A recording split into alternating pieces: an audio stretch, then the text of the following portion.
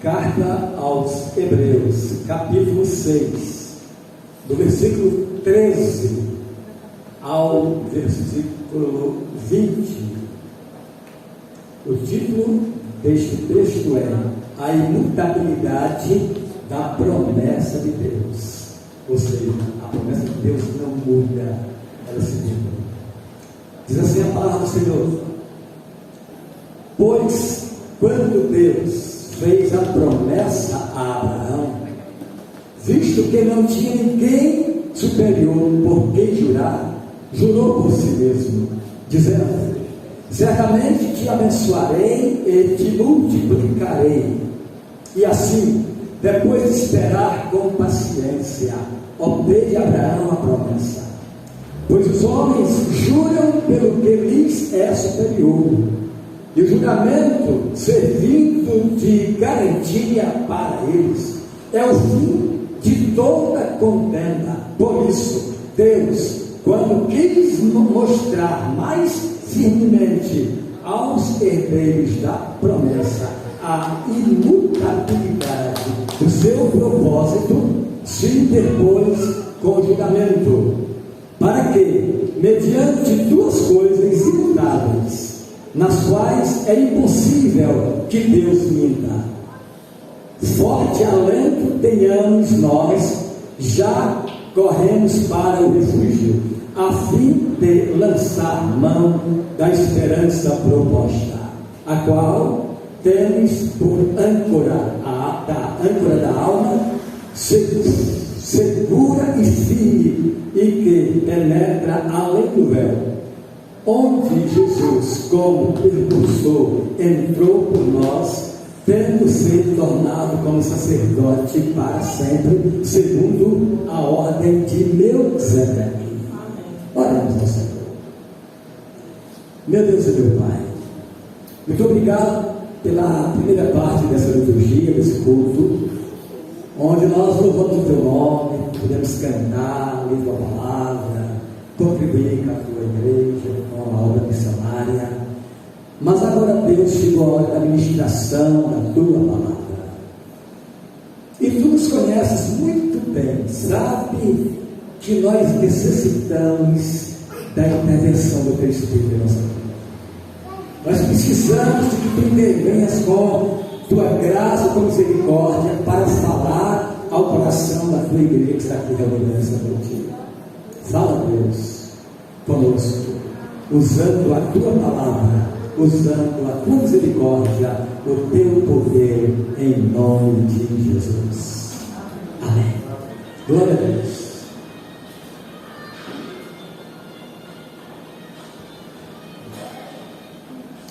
Glória a Deus. Uma vez, nada contra quem ligou o celular aí, mas uma vez, um pregador falou na igreja que se Deus quiser falar conosco, não é atrás do celular, não. É atrás do celular. Estou brincando, só está descontraído. Um texto gostoso da palavra de Deus.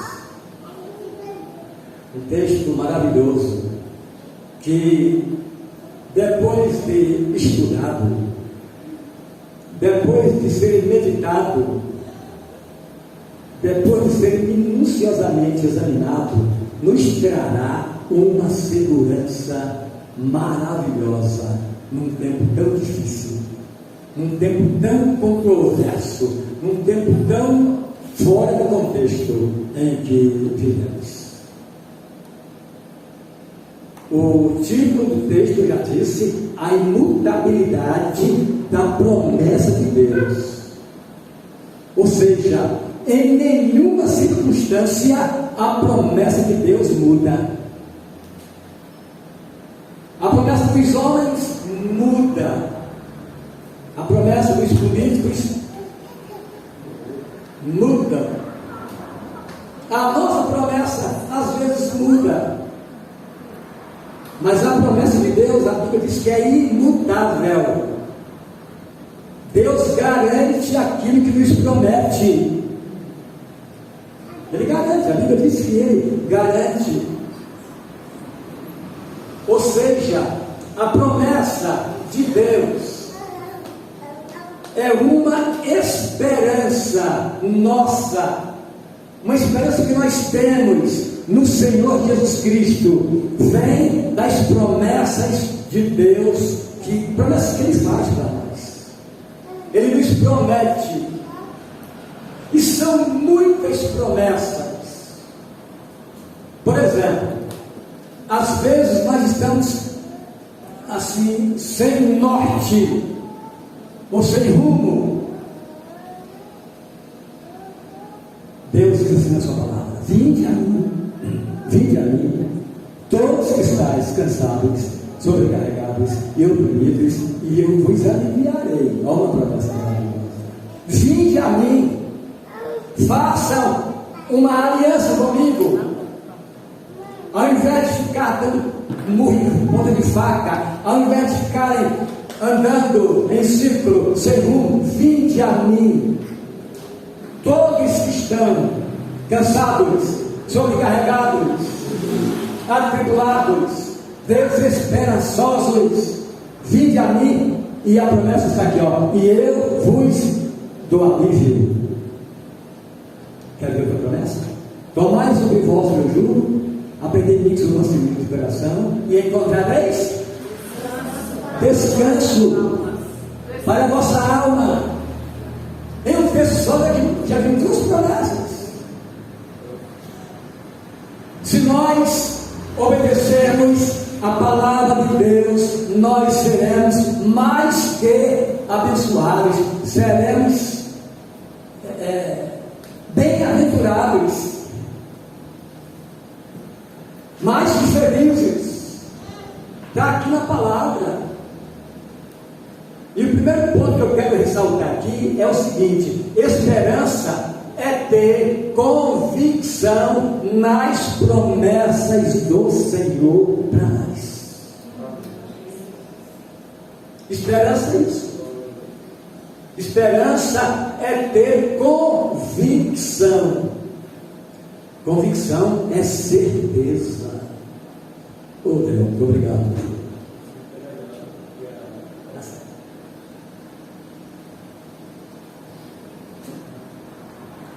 Esperança é ter convicção nas promessas divinas. Eu separei alguns versículos que provam isso. Eu já coloquei os versículos aqui para a gente não ficar folheando a Bíblia e gastar mais tempo. Então eu já coloquei. Por exemplo, Filipenses. Você não sabe não, você ouça só. Filipenses 1,6 fala e prova e comprova o que eu estou dizendo. Eu estou dizendo aqui, ó, que Deus sempre está trabalhando em nossa vida. Ou seja, esperança é ter convicção das promessas em nós. Significa que Deus está sempre trabalhando em nós para cumprir sua promessa em nós.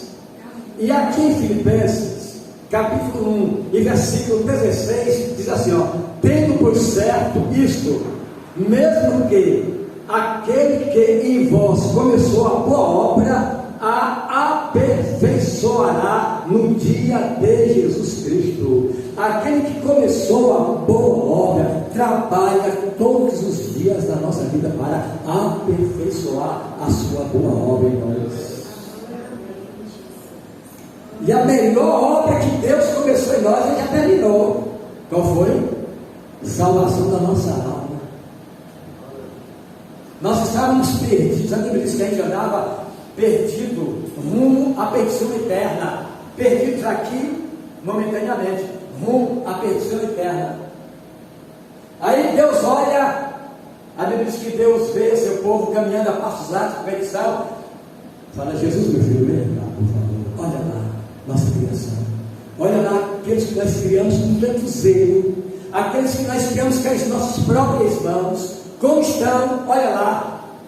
Vai lá, meu filho. Jesus, vai lá, meu filho. Deus fala com Jesus. Vai lá, meu filho. Soluciona o problema da vida. Jesus, quando chega, diz o quê? Eu vim buscar e salvar o que se havia perdido.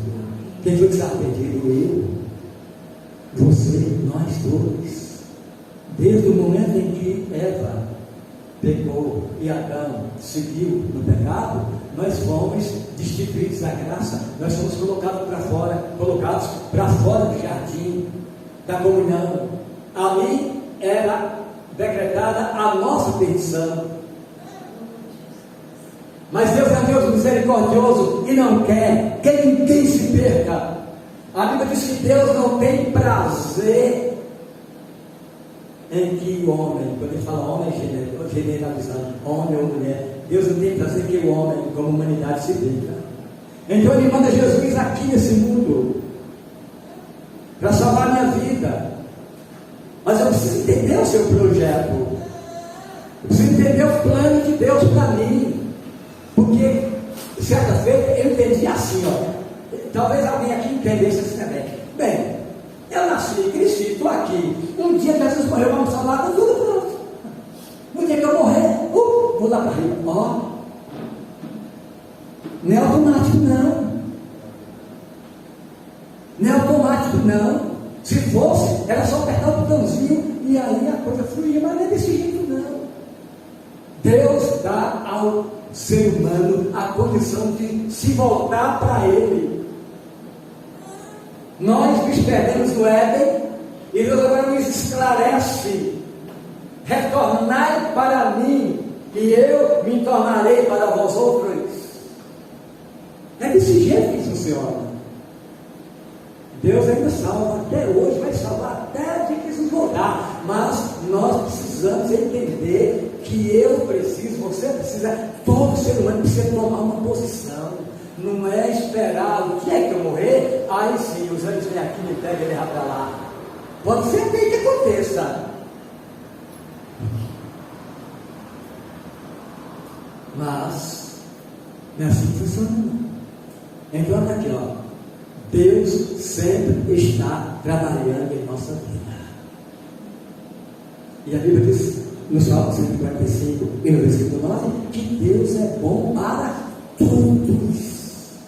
Deus não é Deus de um grupinho ali, um grupinho aqui, um grupo. Deus é bom para todos. Obviamente que nem todos entendem e nem todos vêm para Ele, nem todos se voltam, mas Ele é bom no momento em que o ser humano descobrir que é um pobre, miserável, pecador, desqualificado da salvação. Ou seja, sem nenhuma qualificação para entrar no céu. Quando ele entender que é assim, ele faz o quê? Ele corre para quem pode restaurar a sua vida e levá-lo para o céu. E esse não pode é o Senhor Jesus Cristo. Ele falou: eu vim salvar, eu vim buscar e salvar o que está perdido.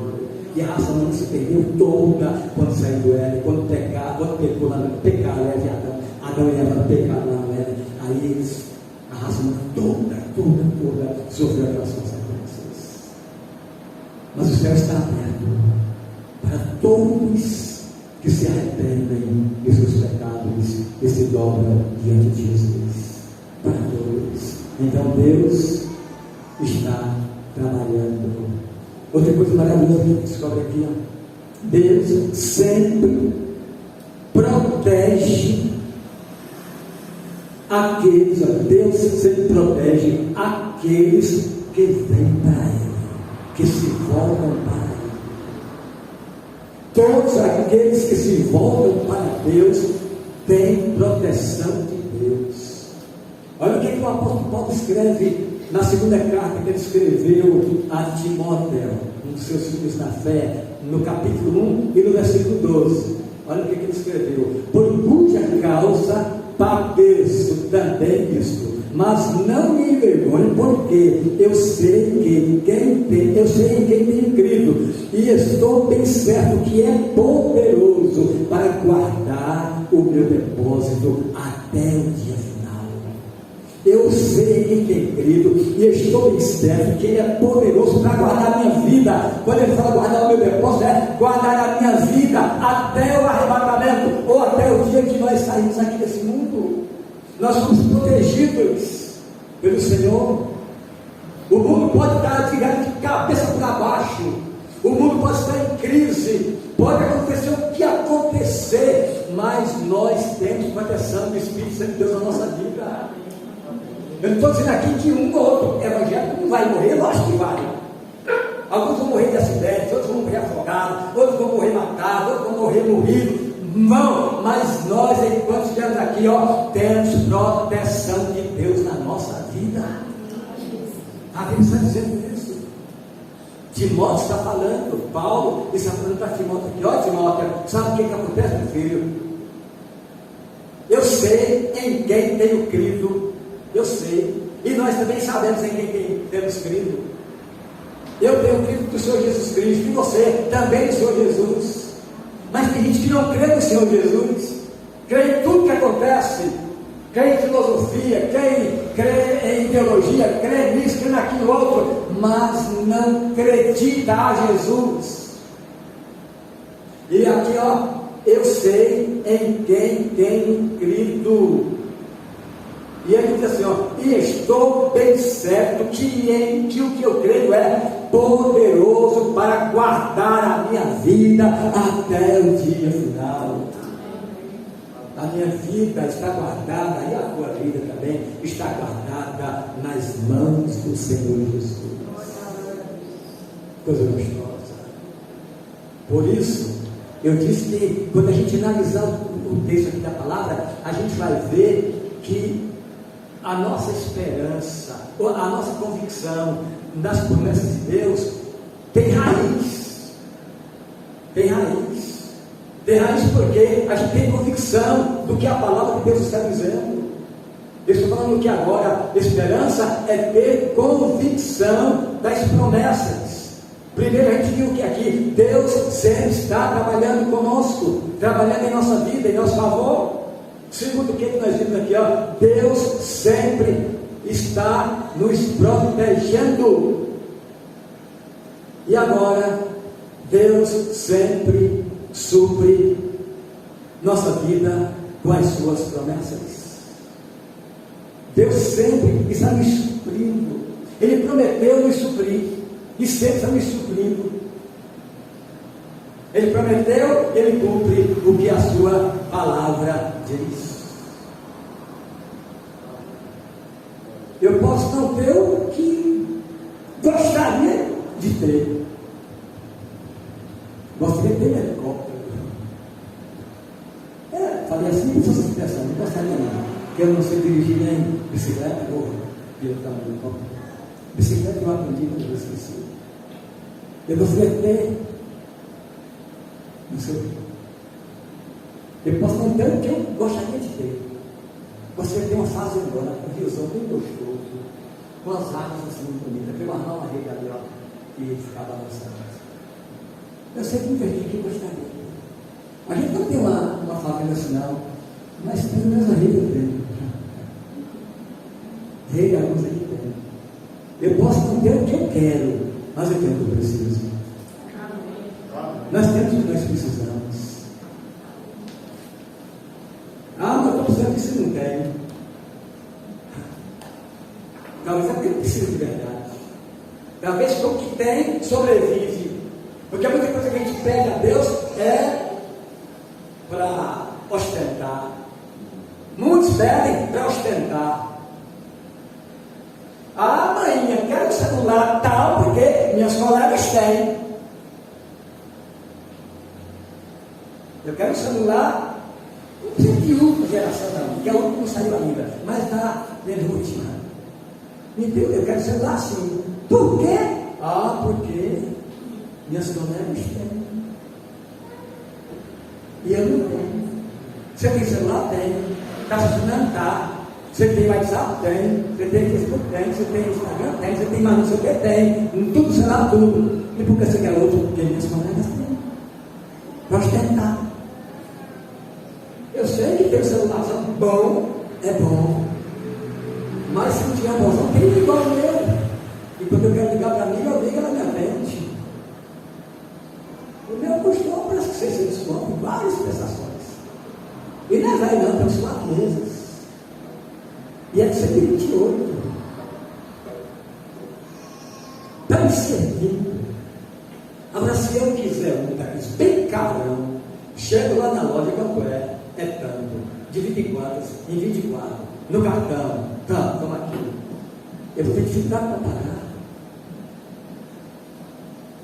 Às vezes eu não tenho o que eu estou querendo, mas eu tenho o que eu estou necessitando. A Bíblia diz que Deus supre nossas necessidades. O texto da palavra diz assim, ó, eu fui menino e sou grande hoje, mas eu nunca vi um justo desamparado, nem sua descendência mendigaram pão. Tem coisa que eu nunca vi na minha vida que eu de comer. Se colocar aqui um prato de caviar para mim, eu mandei uma fora, falando que é não sei o que, nem vou falar. Mas tem gente que dá R$300, 300 é pouco, R$500, não posso dizer de caviar. É gostoso? Eu não dizer que é. Mas eu não tenho nem vontade de comer, eu posso comer uma coisa de carne assada. Oh, tem uma comigo. Eu não tenho caviar, eu não tenho as comidas que eu não sei meu nome, porque eu não preciso delas. Eu preciso do meu feijãozinho, meu ovinho frito, que é melhor do que bife. Eu não tenho o que quero ter, mas eu tenho o que eu preciso ter, porque Deus me sustenta com isso aí. Quem pode ganhar R$1 trilhão por mês, ganha. Cristiano Ronaldo agora foi para um país aí que ele vai ganhar R$1 bilhão por ano. Eu fui fazer as contas, dá 80 milhões por mês de reais. 80 milhões, mais de 80 um pouco. Ele é famoso, ele também, ele quer pagar, paga. Eu acho que exorbitante, mas paga. Ele pode comprar um celularzão de última geração, mandar fazer um para ele. Eu não posso, mas eu tenho um que Deus me deu. É esse que Deus me supriu, foi com esse. Então aqui, ó, Deus supre nossas necessidades, porque Ele prometeu que vai suprir. As promessas de Deus não falham. Tem gente que quer ter um carrão, não tem, mas tem um carrinho, vai do mesmo jeito. Tem gente que quer ter uma moto, não tem uma bicicleta, anda do mesmo jeito. E alguns não tem nada disso. Mas nem por isso morre, nem por isso deixa de dormir. É o que está aqui na palavra.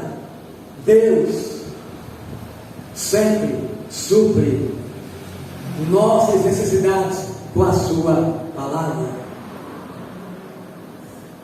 Diz assim a palavra, ó, porque todas quantas promessas, isso aqui é bom demais, ó. Esse texto aqui de 2 Coríntios, capítulo 1, versículo 20, ó, porque essa tradução que eu escrevi aqui é a tradução corrigida. Porque todas quantas promessas há de Deus, são nele sim. Sabe o que significa são nele sim? Todas as promessas que é em Deus, sim, Ele aprova. O texto que são nele sim, Ele aprova as suas promessas na minha vida. Ele aprova as suas promessas na nossa vida. Está aqui mesmo falando, são nele sim.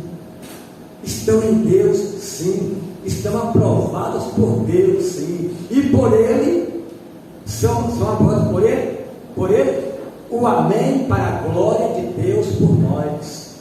É para a glória de Deus, irmãos. Não é para satisfazer meu ego, não é para eu me ostentar diante dos meus amigos, nada disso.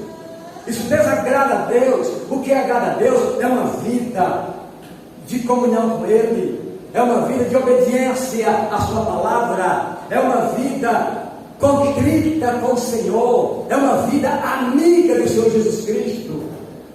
O que agrada a Deus é isso. Já não chamo de servos, eu chamo de amigos. Eu ser amigo de Deus, tem até uma música que fala isso. Ser amigo de Deus, amigo de Jesus Cristo, amigo do Espírito Santo, é bom demais. É isso que agrada a Deus, e é isso que satisfaz a minha alma. O meu corpo talvez quer uma camisa daquelas mais caras, mas a minha alma não quer.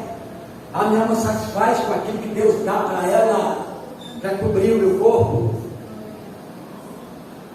E tem pessoas que choram porque não tem uma calça de marca francesa, mas tem de marca brasileira, tem de marca feirense, tem tanta roupa boa fabricada aqui. Aqui mesmo tinha uma fábrica, acho que ainda tem aqui, na Avenil, na Maria Quitéria, tinha uma fábrica de confecções, cada confecção bonita. Agora eu quero é da França, ou da Itália, a de Milão.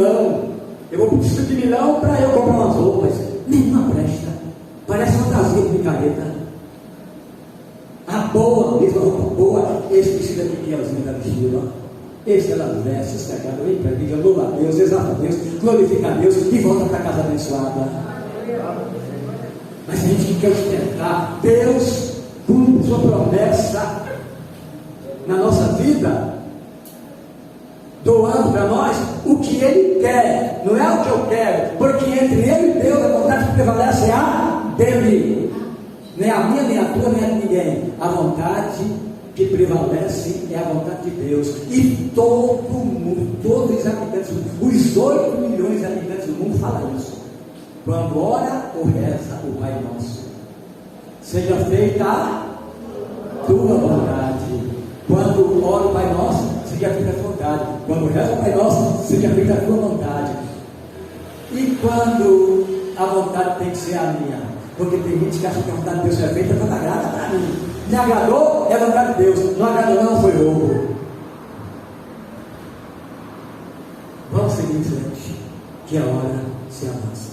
Primeiro ponto é esse: esperança é ter convicção nas promessas de Deus. Convicção. Segundo ponto está aqui: esperança é viver uma vida de fé e perseverança. Esperança é isso. Tem gente que inventou um ditado popular: a esperança é a última que... Esperança morre? Morre para quem não tem fé em Jesus. Esperança morre para quem não acredita em Jesus. Porque aqui está dizendo que as promessas de Deus nos traz esperança. E as promessas de Deus são imutáveis. Elas dizem que mudam, quanto mais morrer. A esperança não é a última que morre. Ela nunca vai morrer quando a gente confia em quem fez a promessa para nós. O salmista, no Salmo 40, diz o quê? Esperei com paciência no Senhor. Esperei com paciência, e Ele se inclinou para mim e ouviu o meu clamor. Nós precisamos esperar com perseverança. Não é esperar um cobrador vir cobrar o que a gente está devendo, não. A gente fica doido que não vem. E vem que hora? Eu venho 2h20. 2h20, não, 2h21. Diga que eu esperei lá remover e ir embora. Não é isso, não. Não é não. Esperança tem que ser com perseverança. Quando Deus promete, Ele não está atrelado ao meu tempo, não. Deus não está limitado ao meu tempo. Meu tempo é um, o tempo de Deus é outro. Que no original é o Kairos de Deus, é outro. O tempo de Deus não é o meu. Eu quero hoje, Deus me dá daqui 4 meses, 5 meses, 1 ano, 2. Mas é Ele quem sabe o dia certo. Ele é quem determina o dia certo. Eu tenho que perseverar, eu tenho que esperar com paciência e não murmurando. Muita gente gosta de murmurar porque não veio no dia que pediu. Deus, eu quero uma bênção tal. Já estou até quinta-feira, meia-noite.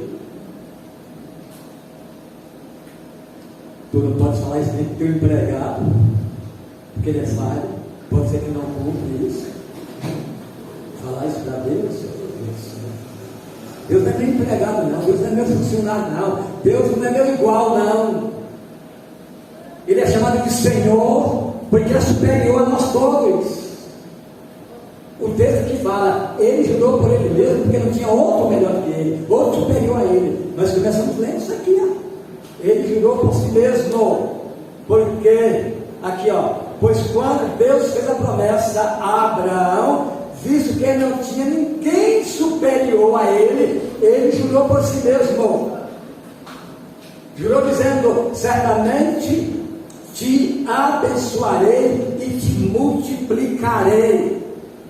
Deus fez a promessa a Abraão, e a mulher de Abraão era estéril. Já pensou?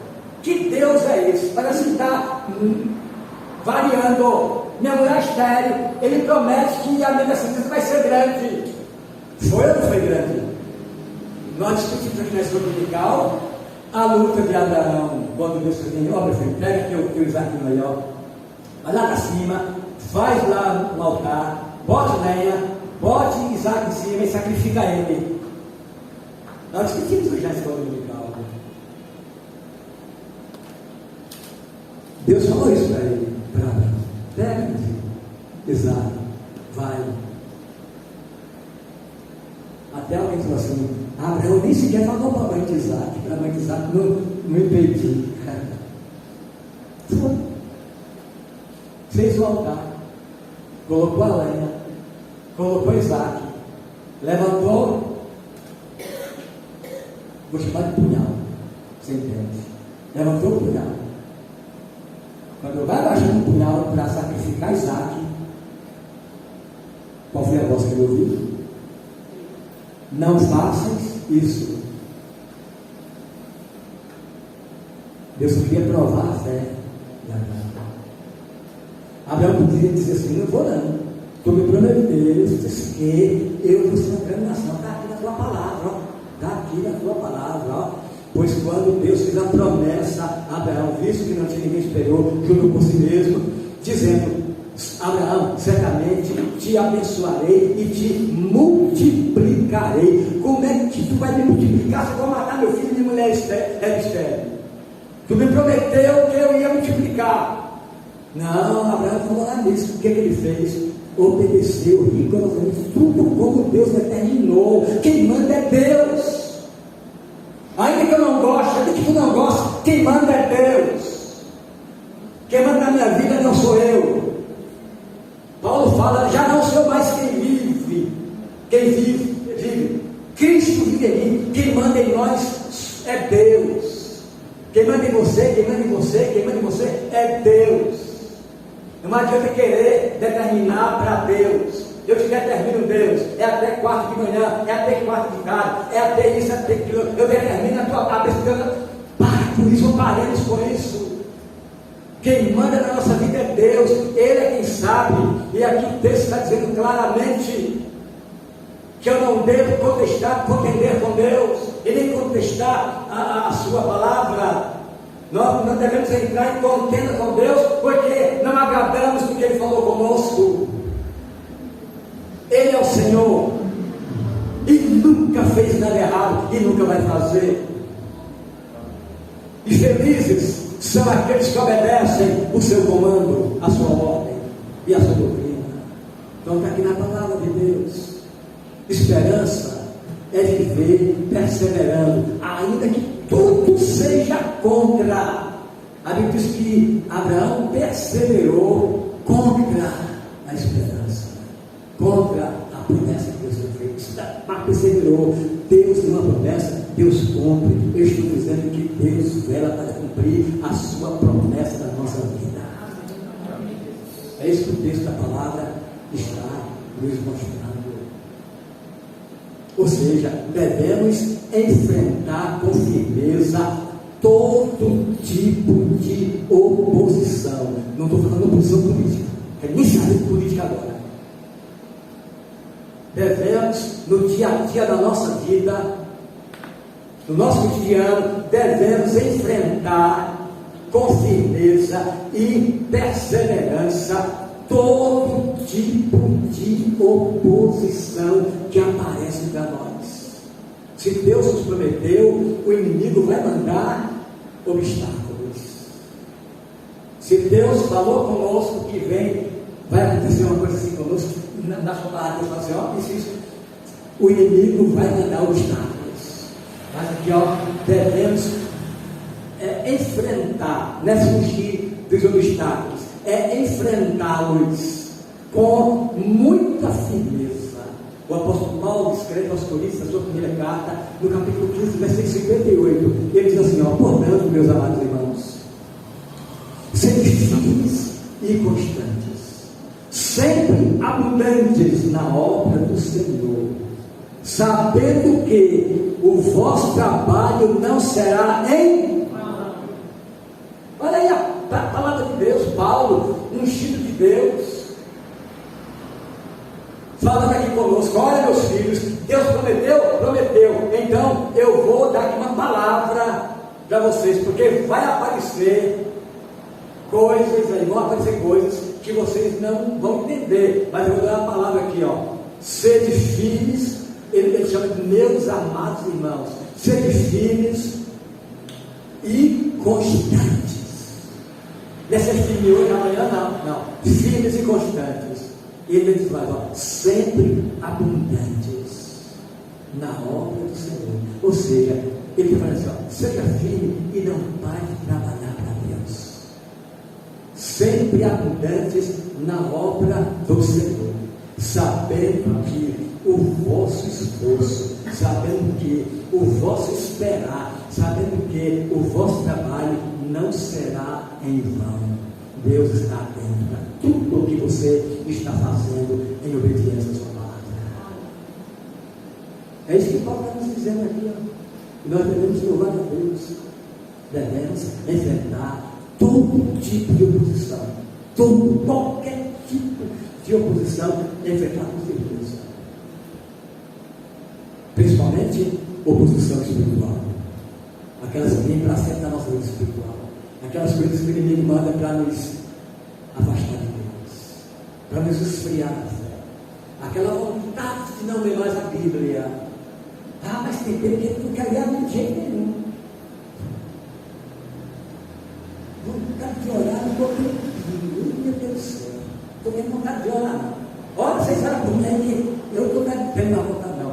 Um dia desse eu vi uma coisa aí nas redes sociais: ore com vontade, ore sem vontade, ore com tempo, ore sem tempo, mas ore. Quando não tiver nada para falar, diga: Deus, eu não tenho nada para falar. Ore. Leia a palavra. Leia. Alimentemos a nossa alma com a oração. Porque Paulo diz isso a Timóteo: porque pela palavra de Deus e pela oração sois santificados. Porque, não é outro texto, porque sem santificação é impossível agradar a Deus. São dois versículos do apóstolo Paulo, um para Timóteo e o outro no outro livro aí, não vou lembrar agora.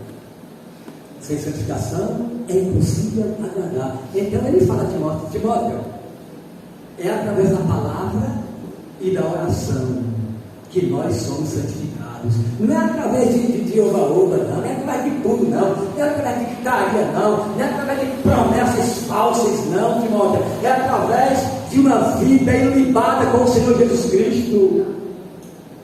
Timóteo, o cristão tem que ser referencial, o cristão tem que ser não melhor que os outros, mas tem que ser diferente na sua postura. E através da palavra e da oração, diz aqui o apóstolo Paulo: sede firmes e constantes e sempre abundantes na obra do Senhor. Devemos enfrentar com firmeza. E outra coisa aqui, devemos ser equilibrados nos momentos bons e nos ruins. Isso, nos momentos bons e nos momentos ruins.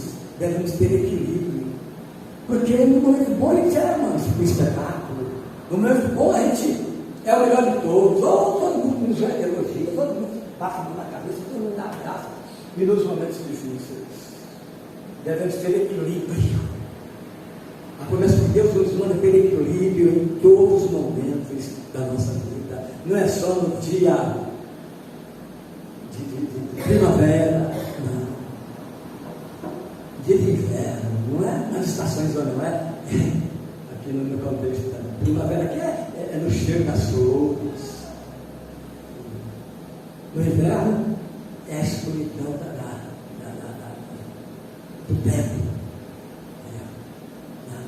Nós devemos ser o que somos na primavera, devemos ser no verão, no inverno, no outono. No que não tem mais, nós temos que ser qualificados para glorificar o nome do Senhor Jesus em qualquer circunstância. Para que na palavra, em qualquer circunstância, nossa esperança está no Senhor Jesus. Portanto, devemos ter equilíbrio nos momentos que atravessamos, ou que sejam bons ou que sejam ruins, ou lá no colégio, ou lá na faculdade, ou lá no prezinho, ou lá onde quer que seja, ou lá no trabalho, ou lá na rua, ou lá no comércio, ou onde for, temos que ter equilíbrio. Equilíbrio. Tem pessoas que perdem as estupidez quando chegam em um lugar e que não lhe é atendido. Eu não estou falando assim, você tem que ser um X. Não é isso que eu estou falando, não.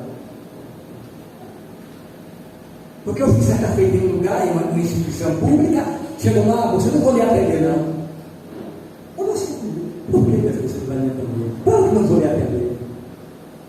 Eu perguntei assim, você foi qualificada para não atender, tratar mal, ou para atender tratando bem? Eu falei com a educação, e olha aqui, nessa hora tem algo que me fala, né? Mas a história falou. Você foi preparada para atender mal ou para atender? Você não vai me atender, então é mal. Mas você foi preparada, você está aqui para quê? Ganhando salário aqui para quê? Outra vez eu cheguei ali no saque de Jequié, fui tirar a identidade de Diego, porque ele era pequenino, fui tirar a identidade, mas porque dobrei o registro de nascimento dele, a última, o número do ano que ele nasceu, o número 8, ficou bem na dobra, não dava para entender direito. Aí cheguei lá e falei que eu queria tirar a carta de identidade do meu filho. O cabelo, isso aqui não, isso aqui está literal. Eu não está não, meu filho, é porque está na dobra, pode ver, está na dobra. Eu quero tirar a identidade, o registro dele é esse. Olha o meu aqui, a identidade. Não tire não. Eu falei, quer dizer você que eu adulterei o registro dele? Sim. Eu falei, me peça aquela cadeira lá, por favor. Para que você quer? Eu vou colocar aqui, você vai ligar para a Polícia Federal, que aqui tem um anjo. Eu não adulterei o documento do meu filho, eu sou marginal. Eu vou sentar, você vai ligar. Eu vou esperar aqui, certo? Mas não precisa disso, precisa. Porque você não quer me atender, porque você não quer, porque aqui está certo. Mas lá no site tem um filho de um irmão da nossa igreja, quando me viu, pastor, que foi? Eu, seu colega aqui, disse que eu sou um adulterador do documento. Não falei isso, falou. Você disse o quê? Que esse documento está adulterado. Então, meu filho, eu tenho paciência, mas tem hora que ela falta também, né? Até agora tem. E o cara não tirou a identidade. Com esse eu não tiro. E também não chamou a polícia. Como eu não queria briga, fui embora para casa. Mas como eu ia para fora da Conquista, estava de férias nesse tempo, fui para fora da Conquista, chego lá no saque, quero tirar uma carteira de identidade do meu menino. Vem buscar tal dia, paga quanto? Vem buscar tal dia. O cara olhou assim, tirou. Não é que Conquista é melhor do que Jequié, não. É porque tem os inconsequentes que não são treinados para atender bem. A gente não pode perder as primeiras, porque se fosse para perder, eu tinha perdido. Não pode, está aqui, a gente tem que ter equilíbrio em todos os momentos. Tem hora que não tem, não estou dizendo que toda hora eu tenho, não, que tem hora que eu não tenho. E tem hora que você também não tem, não. Tem hora que parece que você é o que não pensa nada da verdade, e eu também. Mas estamos errados se agirmos assim. Nós vamos ter equilíbrio, para que a promessa de Deus cumpra na nossa vida. O diferente sou eu. Quem conhece a verdade do Evangelho sou eu. Então eu que tenho que dar um exemplo de cristão transformado pelo poder que há no nome do Senhor Jesus. Nós é assim. Já estou quase terminando. A hora também já está avançada. Estou quase terminando. Devemos superar as dificuldades como se já fôssemos vitoriosos. Devemos superar as dificuldades como se já fôssemos vitoriosos. O apóstolo Paulo escreve aos Coríntios, capítulo 15, versículo 57, assim, mas graças a Deus que já nos dá a vitória por nosso Senhor Jesus Cristo.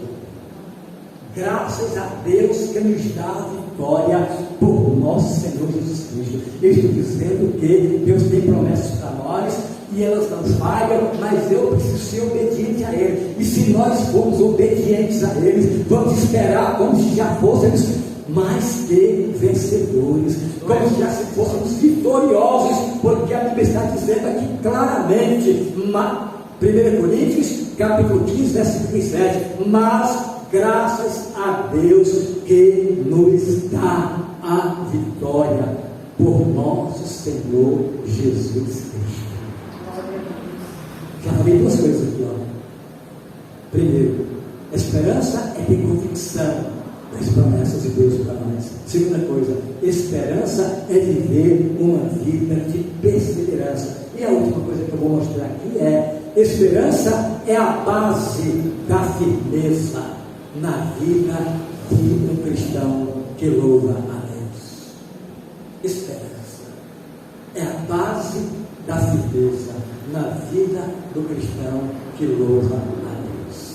Vou encerrar. Os nossos testemunhos são a prova da nossa esperança. Hebreus 10, 23 diz: mas 10, 23 diz: retenhamos firmes a confissão da nossa esperança, porque fiel é o que prometeu. Olha o que diz aqui, ó. Eu estou dizendo que nosso testemunho é a base, é a prova da nossa esperança. Nosso testemunho é a prova. E aqui está escrito assim, ó, claramente, desse jeito aqui, ó: retenhamos firmes a confissão da nossa esperança. Ou seja, o que é confissão? É testemunho. Confissão é testemunhar, ou falando ou vivendo, é confissão. Confissão é testemunhar. E Paulo fala aqui, ó: retenhamos firmes o testemunho da nossa esperança. Nós cremos em Deus e nada vai tirar a nossa esperança do Senhor Jesus Cristo. Nós cremos piamente. Outra coisa aqui, penúltima: as promessas divinas devem sustentar a nossa esperança. As promessas devem sustentar a nossa esperança. Em Tito 1, 2 está escrito: em esperança devido à vida eterna, a qual Deus, que não pode mentir, prometeu antes dos tempos, antes dos séculos. Eu estou dizendo que a esperança divina sustenta a nossa esperança. A promessa divina sustenta a nossa esperança. E Paulo falou aqui, ó: esperança da vida eterna, a qual Deus, que não mente, prometeu antes dos tempos, antes dos séculos. Então vamos sustentar essa esperança aqui, ó, na pessoa bendita do Senhor Jesus. As promessas de Deus é quem sustenta. E Deus nos promete, e Deus nos fala, e Deus nos faz coisa errada. Então, essas promessas sustentam nossa esperança. E para findar nossa reflexão dessa noite, a nossa esperança deve estar alicerçada na palavra de Deus. A nossa esperança tem que estar alicerçada na Bíblia. Não é de conversa de ninguém. Nossa esperança tem que estar alicerçada. A Bíblia tem que ser o nosso alicerce, o alicerce da nossa esperança. Eu fico com o versículo do apóstolo Paulo em Colossenses 1,5, que diz: por causa da esperança que vos está reservada nos céus, da qual já antes ouvistes pela palavra da verdade do Evangelho. Olha, a palavra de Deus tem que estar no contexto da nossa vida. A palavra de Deus é a nossa regra de fé e prática. A palavra de Deus é o nosso sustentáculo. A palavra de Deus é quem nos sustenta em qualquer circunstância. Quando Jesus estava 40 dias sem comer, que o Espírito Santo leva lá em cima e o diabo aparece, Jesus 3 vezes falou: está escrito. E a Bíblia diz que o diabo o deixou, e os anjos vieram e serviram ao Senhor Jesus. A palavra nos traz alimento do céu. É só cumprir a palavra de Deus. Não é a palavra do pastor, não é a palavra do padre, não é a palavra do bispo, nem do sacerdote, e nem é a palavra de Deus. A Bíblia Sagrada nos traz alimento. A minha palavra só vale quando eu tenho fidelidade em pregar o que está escrito aqui. Eu sempre procuro com fidelidade. E todos que pregam aqui procuram pregar com fidelidade para que a tua alma, para que a nossa alma seja fortificada com a presença, com a palavra. Vamos ficar em pé um pouquinho?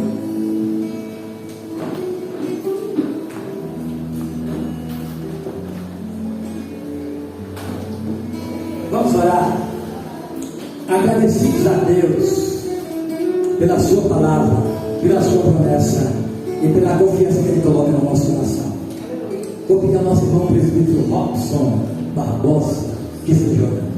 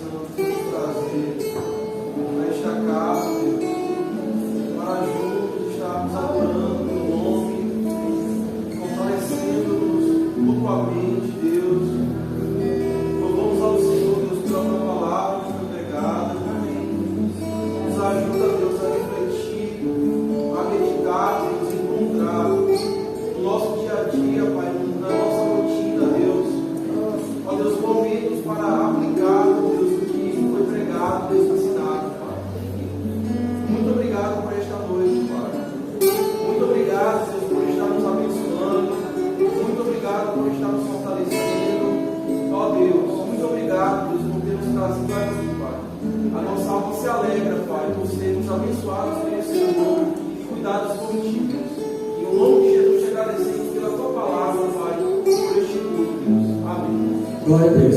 Você vai dar um amém como resposta à pergunta que eu vou lhe fazer. A pergunta é: quem gosta de ouvir Robson pregando?